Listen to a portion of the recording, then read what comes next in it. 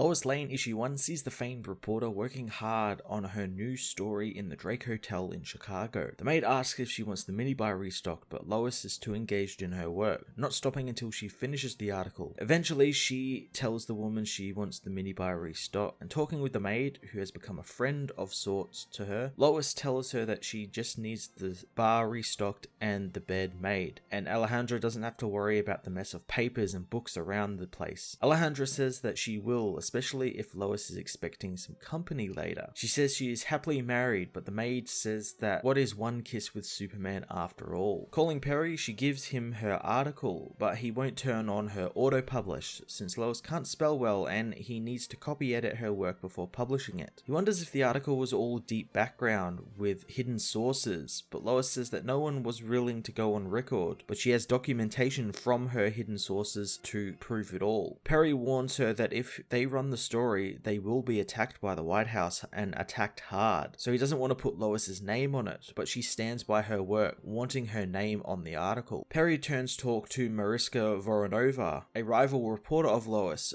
who has been found dead. Lois pauses for a moment, wanting to know how it happened, learning that she threw herself out of her bedroom window because of her depression, but Perry suspects foul play since she was criticizing the Kremlin. Lois appreciates being told, hanging up, and later she contacts her source, asking to meet, so going to a secluded parking structure, she meets her shadowy contact, saying espionage and investigative journalism have lots in common, since they both rely on facts and the analysis of facts. The only difference being one is concerned with the truth and the other isn't. Lois doesn't like doing things this way since she hates being dishonest. She tells her contact to stop their work for her and head to Moscow, telling them that a fellow reporter was killed in a suspicious way and how she saw it coming, so Lois wants the backups of her notes that she had hidden. Luckily, Lois knows exactly where they are hidden and needs the contact to go and pick them up. Returning to her apartment, she joins Clark in the shower before the two head to bed. The next day, Lois awakens to find Clark still there, so they go out for breakfast. As they walk around Chicago, a man calls Lois a slut for her kiss with Superman, but it doesn't bother her. Clark says that it's his fault and he shouldn't have done that while being Superman, but Lois says that they made a choice with how they wanted to live their lives. Clark still doesn't like how people talk about her, but never talk about Superman in that way as well. Lois says that pretending to be a normal couple was disingenuous of them, but Clark changes the subject, knowing Lois is hiding something from him. Lois isn't ready to tell him yet, and Clark is completely fine with that, and she knows that they have a good thing between them, and that's because they trust each other entirely and don't have to always be honest with one another. Across the world in Moscow, the men that killed Mariska Voronova search the place she told them to look for her backup notes, but the men are attacked by Lois's contact, Renee Montoya's Question, who gets the data stick with the notes on it. Lois meanwhile attends a press conference where Lois's recent article becomes the topic of the day. Lois confronts the White House spokesperson about their recent military funding numbers and how they were all wrong, and she knows they were much higher and were different than what was officially released. Lois is ejected from the conference for interfering, escorted out of the White House by security as the rest of the reporters in the room continued their questions, causing the spokesperson to end the press conference prematurely, sparking them to inquire more about the allegations. Lois Lane issue 1 was a fantastic beginning to what is and probably will be DC's most topical book for a while. I very much like Greg Rucka's voice and writing for Lois. It's firm, she doesn't take anyone's shit and stands up for herself, just as it should be. It's all in character and it's building off things Bendis kinda seemed to just throw away a little bit and not bother with, leaving it for other people to deal with. And that's exactly what Greg Rucka has done. He's taken that and made them really cool. I'm very excited about having a political thriller type Superman related book with Lois as the main character and a supporting cast that, while isn't really explored so much in this first issue, seems really fun with what we got with Perry and Renee Montoya's Question returning, which is always really fun. I'm looking forward to seeing what this book will become and what the exactly through line plot of the book will be, whether it be people hunting Lois for her stories, whether it will be focusing on the Leviathan stuff now since this is technically spinning out of that, or since the book is 12 issues where they will have stories branching out into other investigative stories for Lois to tackle. I'm going to give this issue a 9 out of 10.